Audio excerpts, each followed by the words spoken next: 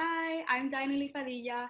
I am a SUNY New Paltz grad from 2019, and I am a freelance writer. And today I have Candido Crespo and James Jacobsen, who are alumni from 2006, with us today. So thank you so much for being here. Hey, thank you for having us. Yeah, it's a Absolutely. pleasure. Yay. Okay, so basically just introduce yourselves. We want to know who you are, what you do, and how you get from where you got to from New Paltz. All So right. tell us a little Jay, Jay, age before beauty. No, you go first, man. Alphabetical order. All right, I'll go. My name is Candido Crespo. Like mentioned, I graduated in 2006. I was a visual arts education major. I was one of those fortunate people to go to school for the thing that I am currently working in, the field I'm working in. So I'm a 14-year art teacher. I've been working in the same district in Central Islip, Long Island. And yeah, that's where I'm at right now. That's awesome. And what about you, James? James Jacobsen. I graduated New Paltz 2006. Visual arts and Black Studies major, both. I currently work in UX UI products, digital design, and yeah, that's me in a snippet. Mm-hmm.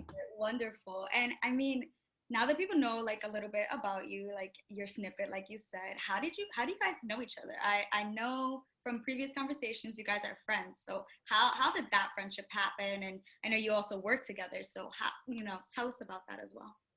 You want me to do this one? I'll do this Yeah, one then, since you went first last time. go ahead. Well, Dito used to follow me around now. I knew it. I should have. Oh, okay. So you have a nickname as well.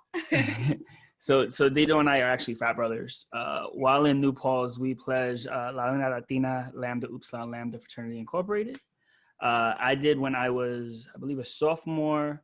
Dito was a freshman, and that's how we kind of connected through that. And yeah, being that we both started with the frat, we were both artists. That relationship kind of just continued on over the years, just with that shared passion. Yeah. So we clearly, without question, 18 years in, we've been definitely brothers. The family has extended well beyond our time at New Paltz. So fraternity brothers, but have never lost contact. Have grown with each other now as family men, active in each other's family. So yeah, we are now. What happened was last year, I asked Jay if we could finally actually work together on a project, because even though we were both individually artistic, we hadn't actually collaborated on a project together. Then last year, towards the end of the year in fall, I ran the idea by him, like, hey, 2020 should be the year that we work on something. Then 2020 has had its own plans for us. So to not lose momentum, we transformed our idea of having a pop-up gallery into something like an online community. And we developed the One Love Art Sessions, and we've been working on that since March of this year. And it was live sessions in the beginning. It's a podcast now, and it's sort of ever evolving. Yeah, I love that. I mean, James, you wanna add to that? Like, what is it like working with each other? What else? What do you talk about on the podcast for those that don't know? It's been a cool experience. Like Dito said, we've spent years trying to do something together, and everything kind of fell into place. And funny enough, I mean, none of it started as kind of the idea of having a podcast. We had this idea of doing something that could bring artists together and people together in a time when everyone was kind of just home looking for things to do. And that naturally progressed to this podcast. It actually started as these live sessions, and as we started to talk more and developed it more, it became, the One Love Art Sessions podcast. And what we really try to do is bring different artists together from all different walks of life, and we center the conversations around one topic. It could be accountability, or things that are going on in current events, and just really have a conversation that transcends art itself, but really touches on how art balances in with the rest of the world and what's going on, and what the artist's role is in anything across the world. Yeah, Absolutely. I mean, Candido, then I have a question then. In terms of the project, like what's one of like the most special, like, conversations that you've had then on the podcast, or something powerful, something that sticks out to you in creating this and sharing it with Yeah. us? So to pick a favorite is sort of that picking my favorite child type idea, because they are, each episode has been a learning experience in its own right. But I would say that we had an episode where we were joined by one of our fraternity brothers from Buffalo, and another New Paltz alumni, Juan Carlos Pinheiro, and we spoke about vulnerability. And for men, speaking on the topic of vulnerability is always interesting because uh, I'm not going to say for no reason, for what reason, but it's just been a taboo kind of conversation for men to have. And leading up to this year, I think organizations and individuals have been making strides to make that more a regular topic for us. And so us being able to tackle it from an art perspective, I thought was very special and something that I look forward to building on, certainly. Awesome. And I mean, is that the same for you? Can you not pick a favorite, James, or something? That one is definitely up there. I think, as I stated, we transitioned to these pre-recorded podcast episodes, but before that, we were actually doing these live shows, and some of those were just really fun because what we would do is we would get two artists together and we would ask them to live create work while we asked them questions, and it was just this cool just dynamic. And like I said, it was at a time when people were just home trying to figure out what to do, and they were at the point where like there was nothing left on Netflix. So it's like, hey, this is a cool idea. Let's get some artists together. And I had previously did projects that were very similar that their aim was to bridge that gap between the art world and people who may not feel they're part of the art world, to allow them to feel like, anyone can be part of the art world, So with, past projects, it was like bringing people to pop-up galleries and letting them know that like, you don't need to be a certain type of person to be, an art lover or an art collector. And it also had that dynamic of bridging the artists and the people that, look at their art. So a lot of times we see art, we love art, but we never really get to talk to the artists or figure out what's in their head, or ask them like, hey, I really love this piece. What were you thinking? I really just hear it from their mouth directly. And I think that's a cool thing to allow people to do. And it also, I think it builds a stronger bond between, the individual and the piece of work or the artist, because now you feel like you're not only loving the art, but you're connected to the artist and the art itself. Yeah. I mean, that sounds beautiful to me. Yeah. It sounds really awesome. I mean, when you were speaking, it reminds me of like just books. Like you could read so many books, but like how often can you like actually talk to this writer, this author, get the thought process behind it? So it's really, really special that you are able to do that and like bring other people into the fold and ask them questions live while they're making their artwork, which is really awesome. I think, and James and I have tossed this idea around, is that hopefully in the near future, we could get back to those, but we would love to make them in-person events where, we're just on some type of stage, or at least, a secluded area. We have these guests on, they can interact with us in a conversation, they can work on a piece during the event. So it's something that we've definitely considered, hopefully, when time allows, to be able to expand on, because the podcast is great and it works now and it's the best thing for us, but we feel like there's some other things that we have yet to explore. Yeah, for sure, especially coming from you said you were a visual arts major, Candido? Yeah. I'm a visual arts educator major. I was an education major. James was a visual arts major. Okay, gotcha. So, but to me, that sounds like you guys are both obviously like visual people. So that aspect is going to be important to like the events and things that you put on. Yeah.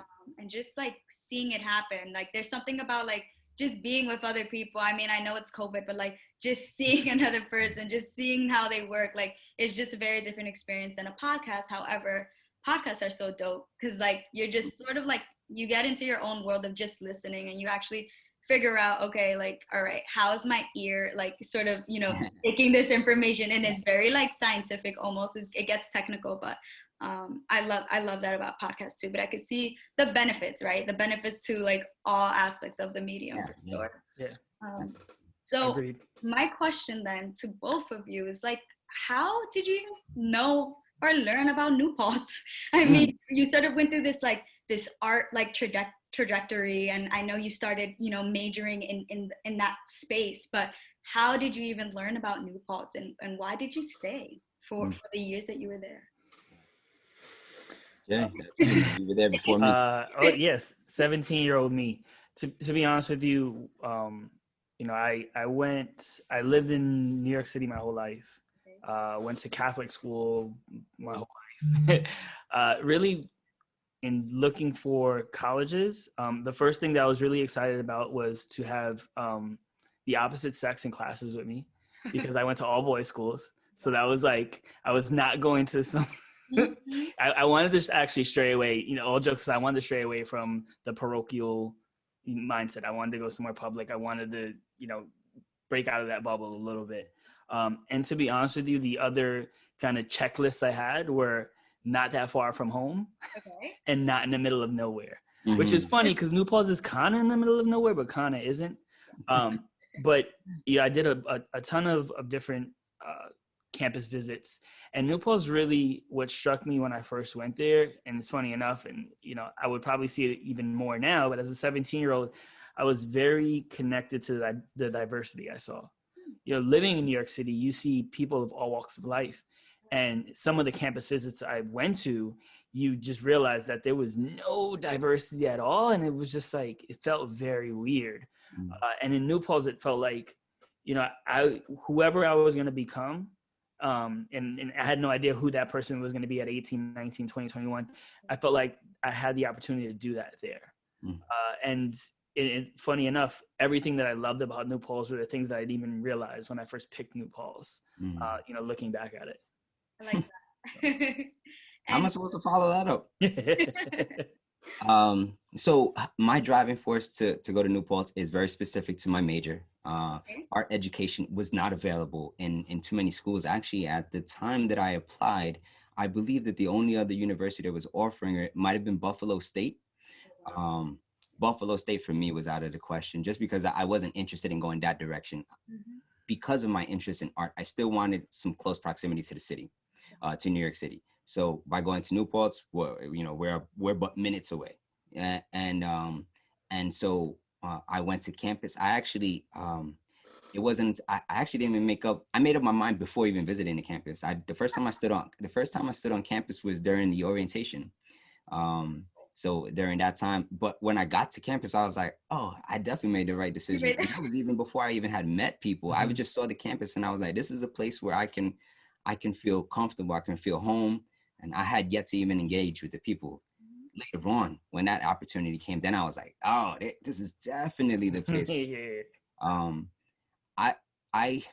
I wouldn't consider myself an introvert, but at that time, I guess I was a little bit more to myself. I wasn't so open and ready to be social. But those walls came down immediately once just the love and the community of being in Shangle Hall and the scholar mentorship program. And I mean, yeah, I would throw all my flowers at New Paltz here if that's the direction we're moving in this conversation. That's awesome. I mean, I was just curious because I know so many people like I mentioned before, but like there's just something special about when you really love it, and like there's these like little gems and so many memories, and for some of the same reasons you said is why I went and I stayed as well. Proximity to New York City. I'm coming from the Bronx, but I wanted to sort of like be in nature. I also wanted like a life outside of like campus, which of course New Paltz has.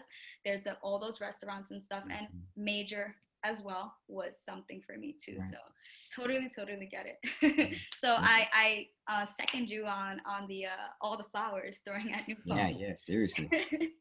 It's definitely a special place. So, but speaking now that I know sort of like how you guys got there, which is really cool, like you guys have different stories about that. One thing that I do want to know then is like within the art world at New Paltz, how is that? because it's a very artsy, music liberal place. So how was that experience there, and how did that shape you to become the educators and the artists that you are today? Uh, Jay, can I just take a stab at this Go first? ahead, Because I think because we're going to say some stuff that's probably going to surprise people about Okay. our relationship to art. But Okay. um, so Jay and I, being members of an organization and additional organizations, Rap Poetry and Music, Fahari Libertad, we found ourselves much more interested in giving our time towards the community, Okay. instead of, or let me speak for myself, and then James can build on it. I wanted to spend my time making change as opposed to staying in the studio. So I would work on my art projects and meet the rubric, meet the standards, and then I wanted to go grow as a person, not necessarily grow as an artist. So my art career and my trajectory as an artist definitely didn't take shape or form until after I left New Paltz. The things that I did learn in New Paltz is probably going to be my educational roots. So who I am as a teacher, how I conduct myself in the classroom, the way I deliver messages to my students, the way I build relationships with my students. I think those are the things that I really gravitated towards while I was on campus. So when someone asked me, what was your relationship with art in New Paltz? Mm-hmm. I had beautiful art friends, Yes. that were fantastic at what they did. Long relationships with them. I still stay in contact with them, but they were much more they spent much more time in the studio than I ever did, because my heart just wasn't there at that time. So the teachers were great, the programs were great, the spaces were great, and everything about it was so good, but I didn't capitalize on that while I was there. I mean, just to follow up, like why do you think that is? I mean, I know you wanted to be out in the community, so that's definitely part of it, but was there something else that made you not You want know what? I think this is probably a good spot for Jay to jump in, and I'll expand because he's answered this before in a previous conversation. Yeah. So I myself never felt super connected to the art community there. Okay. As someone who wanted to be a digital designer, graphic designer, that was back then. It was just like graphic designer. That's what you were. Now it's a whole industry. But back then it was such a small part of what they offered, and hardly what they offered. So most of the artists there were painters, sculptors, and like Dito said, like I made friends with them, but their lifestyle was totally different. And I mean, you're looking at Dito's mustache now. Dito's very hipsterish now, but we weren't like that before. Like No. New Paltz artists were very hippy dippy. Like I paint and live in the same jeans every day. Like we weren't like that. Gotcha. And nothing against artists that are like that. That's a lifestyle, and I always wanted to be that way. It's just not how my brain worked. I was more like, I want to like create cool stuff on the computer and like wear the coolest sneakers. And like, if I got a stain on my jeans, like I would throw them out. And then the artists there were just like, I live in paint and like, I'm going to sculpt this thing and I'm going to make it. And it was dope. It was super cool, but it wasn't the same vibe that I had in my life. And like Dito said, I found my pockets in other places. So I was also very into poetry. As a visual designer, I worked at the time, I don't even know if it still exists, but at SA Graphics, which was like the print shop, flyer shop in New Paltz where people would go to get all their like digital stuff. Okay. So that's kind of where I was. And at that time, really still trying to figure out, who I was as a person. I think if I were to enroll in New Paltz now, I would probably walk around with paint on my jeans and like totally like encompass all of that and like, spend my day painting and then go like at night and like meditate in the woods. Like that was my thing. But back then I was a totally different person. Yeah. Well, I appreciate that. I mean, then again, we're like 18, 19, 20. Right? We're supposed to be changing. Like this honesty and this transparency about, okay, how did New Paltz help shape me? It shaped us maybe in some of those ways, but like there's still more growing to do outside. Oh, absolutely. So what you're saying is like so on point. I think I want to add one more thing to the so James mentioned earlier that it was the diversity that brought him to campus. Now that wasn't a driving force for me because I didn't know that thing. Okay. It was kind of the reverse for me though, because culture shock happened to me when I came to campus, because the community I grew up in was predominantly Black and brown. So when I got to campus, it was new experiences for me. I was opened up to brand new experiences. And when I was going through my program, I was the only one that looked like me. And it took me some time to come to grips with that. And I think the thing that drove me through the program and not feel like, oh, I don't belong here, or I'm is the end goal, because I knew that the people that I wanted to serve, the communities I wanted to serve, needed me to get through the program. So that's another reason why I didn't spend too much time in those environments, is because the people I felt that I related to, they just weren't there. They weren't in my program. They weren't in those spaces.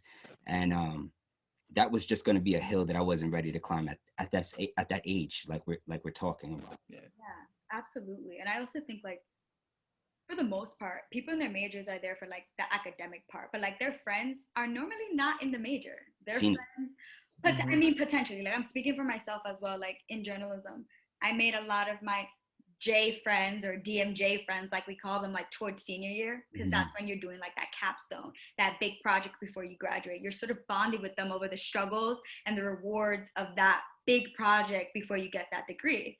But prior to senior year, my friends were in the extracurricular spaces, in the jobs that I had on campus, like just in the professors that I just talked to on a regular, separate from my department, just because I bonded with them. So like, I totally feel you guys on like, just like sort of like, finding your corners of space on campus and figuring out, okay, where else can I take this with me? Like outside of these corners, how can I impact people? And speaking of impact, I mean, you guys are clearly impacting youth. You said, Candido, earlier, you said you guys are family men, and like, I want to know then, what is it like now that you have all these like hats, right? How do you balance all that, given given COVID now, these times, given the virtual spaces we're in? How are you balancing all that and still staying creative? James, you and me. Well, I mean, I can't really answer how I balance it, because I don't even know if I am. If you can tell me how you're balancing it, then maybe I could just copy your answer. All right, let me do this. Give it a spin. Yeah. You know what? I'll start. Only because I became a decent man before James did. So I think, in all honesty, the pandemic gave me something that I had been yearning for, and that was that opportunity to spend quality time with my family. I'm very fortunate in that my profession gives me holidays and extended vacations, and we have it, and I have the time to do it. But the pandemic just gave me that opportunity. So in the same regard, I had this additional time that I could put towards creative endeavors, and I did just that. I capitalized on it.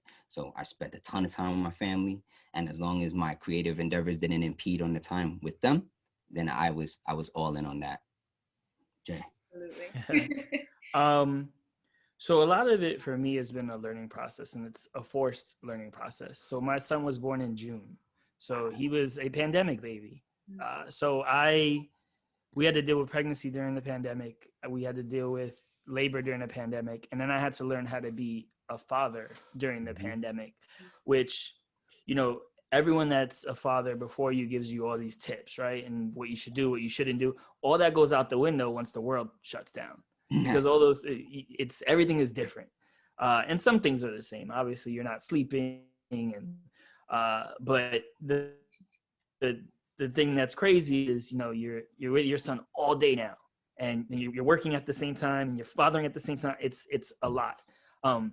So I think I was able to balance it, because if I didn't figure out how to do it, I wasn't going to survive. So things like doing the podcast was my way to balance out life a little bit. It's my way to just step out of everything.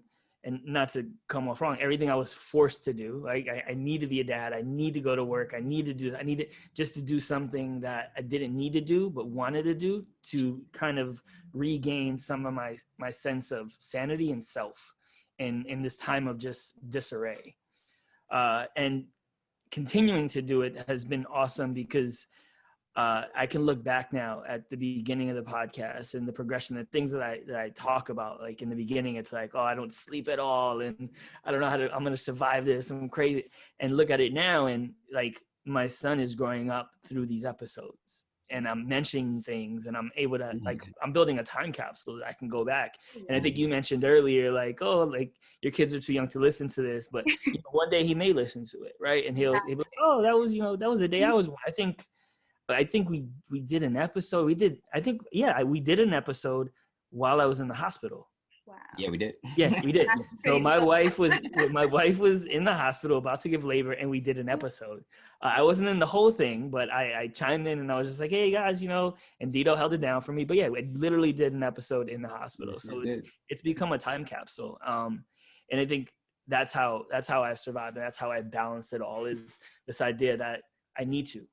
Because if I don't keep my sense of sanity, if I don't keep my sense of self, then I'm no good to anyone. I'm no good to my son, right? So I could do an episode at night and feel refreshed, and then wake up the next day and be like, Daddy's here, I'm ready, and I can be good for my wife and everyone else. So, well, thank you for sharing that, because I know, like, just coming from New Paltz and like sort of having this trajectory, and then the pandemic hits. It's like everything we worked towards is like paused, changed, and started up again in different ways. So this is so helpful to anyone listening out there. Like, all right, like it's time to take a pause. It's time to like recenter. How do I do that? What are tips for that? So this is just going to be an ongoing conversation forever. I mean, this is something that, like you said, obviously a lot has changed and will continue to change, but these little moments are capsules, time capsules, chapters. Even my journal, I could go back and be like, oh wow, like in August this happened, and we were still in the pandemic, but like we're gonna grow from this, and that's the whole point. We will. Yeah, sure.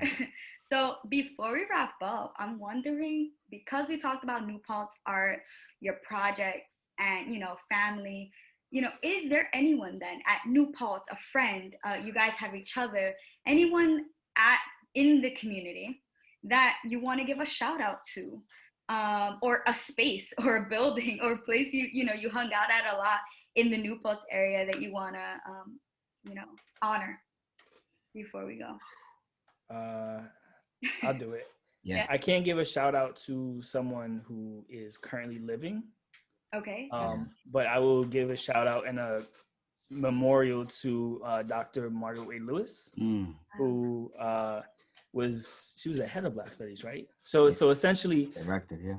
She was always an amazing faculty member to me. I took a lot of classes with her, but there was a point where I wasn't going to graduate, and I was short on credits, and there was I couldn't figure out what to do. So I went to talk to her, and she literally stopped everything and sat in her office for like an hour and a half with me, and targeted all the classes that I can take and that she could get me in. Like, she was signing, like, overriding things to get me into classes to make sure that I can graduate. And to this day, seeing someone kind of, go out of their way for me, it was such a big impact to me that I've always tried to do that moving forward. And I know a lot of people during my time looked at her as someone that was just, someone to look up to, someone that embodied what it meant to be not only a great faculty member, but a great, member of the New Paltz community, and just a great human being overall. Yeah, amazing. So I guess as no shocker, that's exactly who I was thinking about. Wow, okay. I was asked to share a memory of New Paltz, and it's without question. I spent the summer working in the Black Studies department, and I think between her office and Dr. Myers, I don't think that I think that might have been the time I learned the most. And I spent more hours with them than I did any other professor. I minored in women's studies and Black studies, so I took one class with Dr. Margaret Wade Lewis, but I spent hours inside of her office, and it was completely life-changing. I learned so much about myself. I learned so much about my people, and I learned so much about the work that I'm responsible for. And that we should be held accountable of doing. And yeah, so if we had to dedicate this episode to somebody, it's to her. Oh wow, that's Mm-hmm. wonderful. Oh, Definitely. well, thank you so much. It's obviously we could keep this conversation going, and I know there's gonna be an opportunity to do that at another time. But I appreciate you both so much for sharing your story and for just, you know, being a part of the New Paltz community. Thank So, you for making the time for us and having us. Yeah, this is awesome. I always jump at the chance to do anything that's connected to New Paltz, whether it's something like this or just going up there for the day, just to kind of reminisce and stay connected to basically what has brought me to be the person I am today. So definitely appreciate it a lot. amazing, amazing. So to everyone out there, let me say it right. Candido Crespo and Jay Jacobsen, also James. Yeah. Thank you so much. Thank you. Thank you. Awesome. My pleasure.